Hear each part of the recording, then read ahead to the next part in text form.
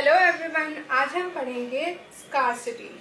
तो ये वो टॉपिक है जो आपको हर इकोनॉमिक्स में बहुत ज़्यादा दिखेगा और ये लफ्ज़ बहुत ही ज़्यादा फ्रीक्वेंटली यूज़ होता है, चाहे आप माइक्रो इकोनॉमिक्स पढ़ रहे हो, मैक्रो पढ़ रहे हो या फिर मैनेजरियल पढ़ रहे हो। इसका मतलब ये होता है कि ये कंडीशन है कि हमारे पास रिसोर्सेज हमेशा लिमिटेड होते हैं, उनकी मिकदार हमारे पास लिमिटेड होती है और हमें यूज़ करते हुए उन्हें बहुत ज़्यादा ध्यान से यूज़ करना होता है कि कहाँ हम कौन सी चीज़ यूज़ कर रहे हैं। इंग्लिश में हम इसको कुछ इस तरह कह सकते हैं कि it is a condition in which resources are not available to satisfy all the needs and wants of a group of people. Condition in which resources are limited। आप ये भी कह सकते हैं कि it is a condition in which resources are limited and they cannot fulfill everyone's need and wants। तो इसकी example हम कुछ इस तरह लेंगे कि आपके पास फॉर एग्जाम्पल 20,000 रुपीज हैं। अब आपके पास आप चाहते हैं कि आप एक सेल फोन भी लेना चाहते हैं और आप एक ट्रिप पे भी जाना चाहते हैं। तो अब यहाँ पे आपके पास रिसोर्सेज लिमिटेड हो गए। एक सेल फोन अच्छा 20,000 में आएगा और एक ट्रिप में भी आपकी 10 to 15 में आ जाएगी और 5 आप वैसे भी गिफ्ट्स वगैरह में स्पेंड कर सकते हैं।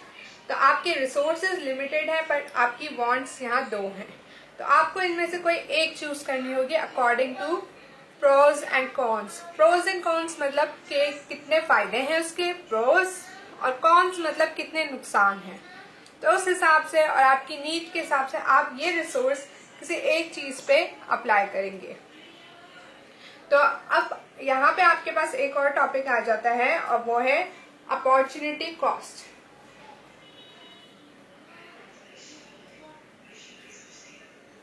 अपॉर्चुनिटी कॉस्ट आपकी सेक्रीफाइस है बेसिकली। आप इन दोनों में से जो चीज चूज करेंगे उसकी जगह जो दूसरी चीज जो आपने रिजेक्ट कर दी वो आपकी अपॉर्चुनिटी कॉस्ट हो गई।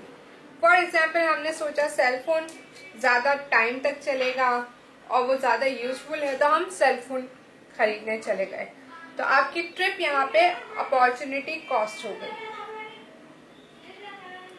तो इसको इंग्लिश में कुछ इस तरह कह सकते हैं कि opportunity cost is the amount that must be sacrificed in choosing one activity over the next best alternative।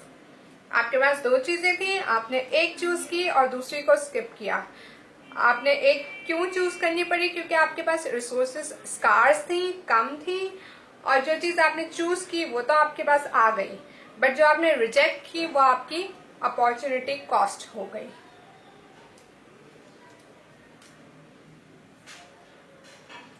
One activity is sacrificed for another one।